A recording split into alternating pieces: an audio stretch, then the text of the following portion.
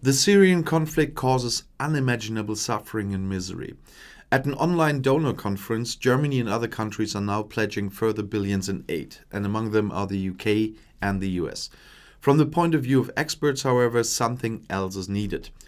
Germany and numerous other countries are providing a further 5.3 billion euros to mitigate the catastrophic consequences of the Syria conflict. The Federal Republic alone promised 1.7 billion euros at an online donor conference on Tuesday. Federal Foreign Minister Heiko Maas declared that this was the largest amount committed in 4 years. At the same time, the Social Democratic politician made it clear that German support for the reconstruction of the destroyed infrastructure in Syria will be excluded for the time being. There will be no reconstruction without a substantial political process, said Maas. In addition to Germany, the USA, the UK, and the EU Commission, among others, also pledged large sums at the conference. A further 560 million euros are to be made available from the EU budget in 2022, and that is once again as much as in the current year. The USA announced new aid amounting to $596 million, that's around 508 million euros, while the United Kingdom announced a contribution of 205 million pounds, that's around 240 million euros. According to figures from the EU Commission on Tuesday evening, Germany was by far the largest donor. But don't underestimate anything helps. Representatives from more than 60 states and organizations had registered for the Syria Donor Conference organized by the EU and the United Nations. The funds raised at the online event will be used for food, medical aids and schooling for children, among other things. They are intended to flow directly into the civil war country via aid organizations or to benefit countries in the region that have taken in many refugees from Syria. According to its own information, Turkey alone is home to around 3.7 million people from the neighboring country. The conflict in Syria has been going on since 2011. That's 10 years. Although violence has recently decreased, there is currently no significant progress in efforts to find a political solution. The government of President Bashar al-Assad now controls most of the country again, including the most important cities. There are also areas under the control of various rebel groups and the Kurdish militia YPG. According to United Nations figures, 12.4 million people, and thus almost 60% of the population, have recently suffered from hunger. The number of people who cannot survive without food aid doubled within a year. The Assad government lacks the money to pay for the reconstruction itself. President Bashar al-Assad and his international supporters must finally understand that no future can be built on the basis of the current situation, Maas said on Tuesday. Half of the Syrian population had to flee in the past 10 years. 90% of the people now live in poverty and 2.4 million children could not go to school. Aid organizations also consider the international community to be jointly responsible. Caritas President Peter Neher is calling for targeted reconstruction measures to be permitted in areas under the control of the Assad leadership. The humanitarian situation in the civil war country was a disaster, he said at the donor conference to the German press agency.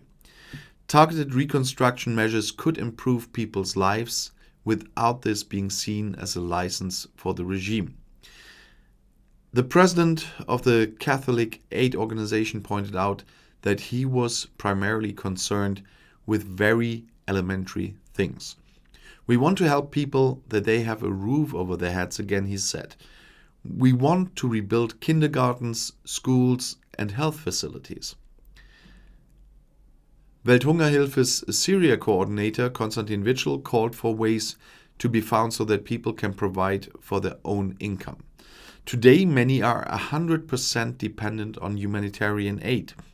That also has catastrophic psychological consequences. It has to be about giving them a perspective beyond a life in a camp for refugees, said Witschel. A generation of children without prospects is growing up. We cannot maintain huge refugee camps for decades.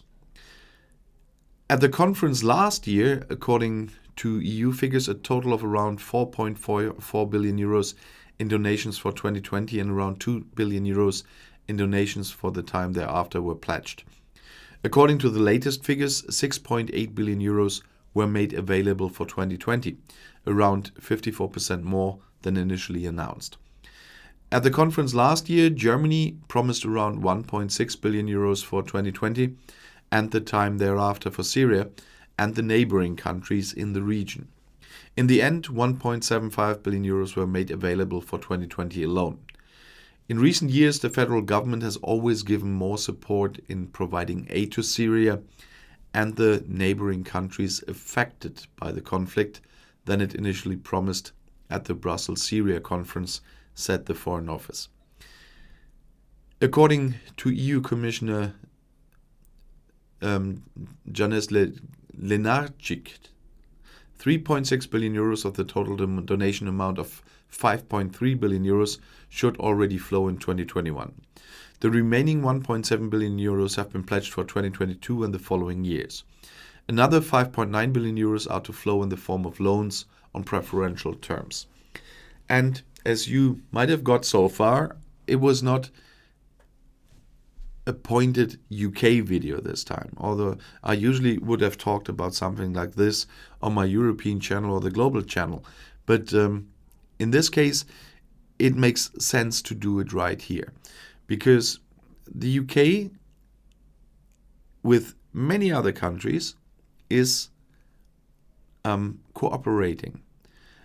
And with all the trouble we're having at the moment, with all the arguments we're having at the moment, it is good to see that in really essential topics, they are all able to work together. And that's where we have to come back to in the end, with all those terrible rhetorics that's going around, and all this is saber rattling and whatever. In a case like this, you see there still is cooperation. Behind the doors, I'm quite sure there's much more cooperation than in the tabloid and in press conferences. And this is just one example where it's working as it's supposed to be. And